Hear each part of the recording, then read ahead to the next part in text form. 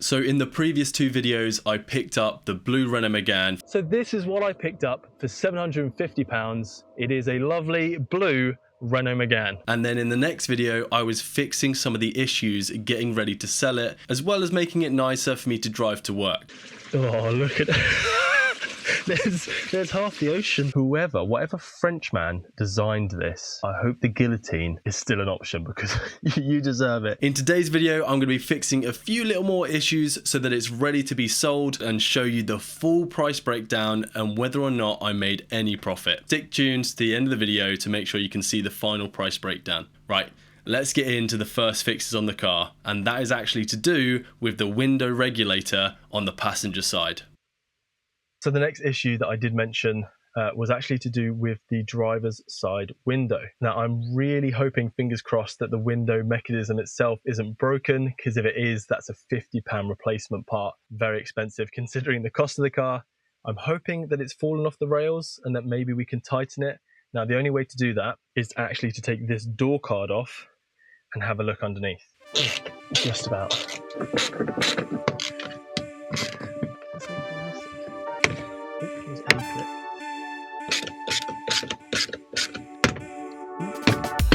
There's another clip coming out. There we go. And behind there is the last Torx. That's what I'm missing. That's it.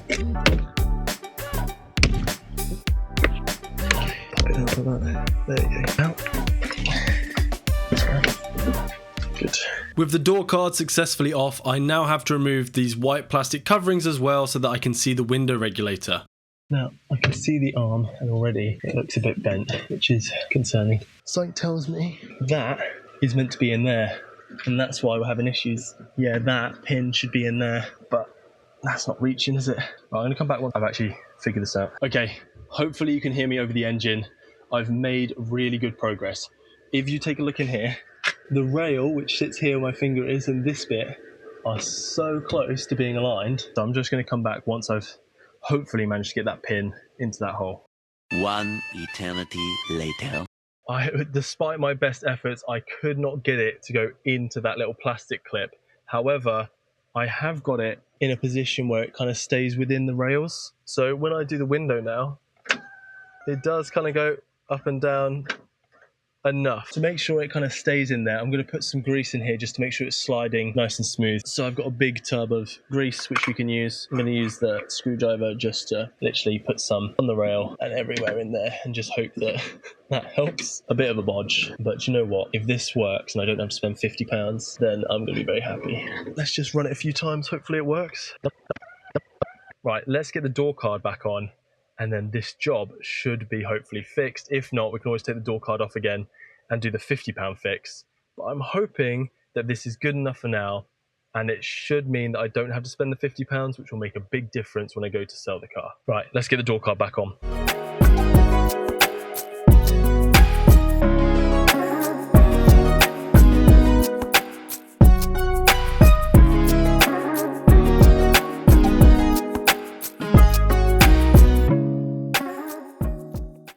Now the main issue that I have with the Renault Megane at the moment is its intermittent starting problem. Sometimes when I press the start button, it makes a horrible sound and sometimes it'll die. If I give it a little rev, it might start. Now my first port of call to try and fix this problem was to look at the battery. So what I did was I took the battery out, got it charged up to 100%, but that didn't fix the problem. So what I did is I went down to Halfords to get a free battery health check. And unfortunately, when I got there, they told me the battery's health is at 13%. Now that is extremely low, so it definitely needs changing. Now this didn't surprise me that much, as when I was messing around with putting the window up and down, it literally killed the battery even though the car was running. So yeah, it kind of shows the battery just isn't holding charge. So if we change the battery, hopefully that fixes the problems. But I do actually have one other solution if the battery doesn't fix it alone. So the battery arrived in this giant box today. Let's get this unboxed, get the battery out and get it fitted to the Renault Megane. Open this up. Now if I grab this out, batteries are by no means light, and this thing is no exception to that rule. This thing does weigh a ton, but it looks good. So let's go get this out of the packaging and fitted to the car.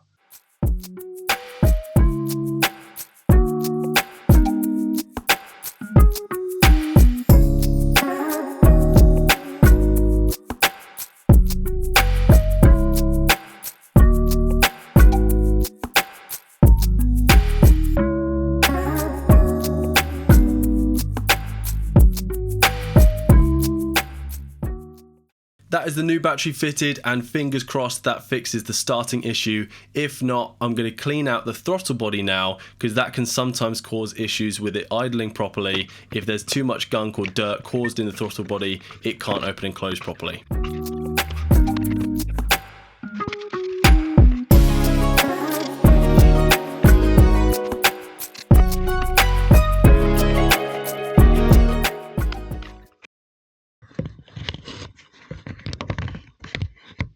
With the throttle body now looking clean, we can close the bonnet and see if it starts. That check engine light will go off as soon as we start the car, fingers crossed, and it should hopefully start lovely. You should go for like a 30-minute drive to like fully charge the battery. I'm not going to do that. I'm just going to do a short little run, and I'll do a proper long drive on a different day because I don't have time today. But that should be fine. It should start. To be honest, it does sound like it's running a little bit better, and it's got no problems finding idle at the moment. Before, it used to kind of like hunt for idle a little bit. Hopefully now changing the battery and giving the throttle body just a little clean has helped us out a lot, because I think we're looking good. Let's take it just for a very quick drive around the block, and then hopefully this is all good. So with pretty much the car looking in a good working order, it's ready to be sold. So what I'm going to do is I'm going to list it on Facebook Marketplace. It doesn't cost me anything to list it there, so that's going to improve our profit margins as well. And in order to list it, I need to take some photos, and in order to do that, I have to make sure the car is looking its best. So I'm going to give it a very quick clean so that it's sparkling and shining in all of those photos. With the car now clean, I took some quick photos, put it up on Facebook Marketplace with a good description, and listed it at £1,150. Let's break it down then. So £750 to initially buy the car. I then spent this much on servicing it, and then I spent this much on fixing the issues that I've mentioned in the previous two videos. You're probably wondering, well, how much did you sell it for? Did you make any profit then? Because actually, I might have made a little bit of profit.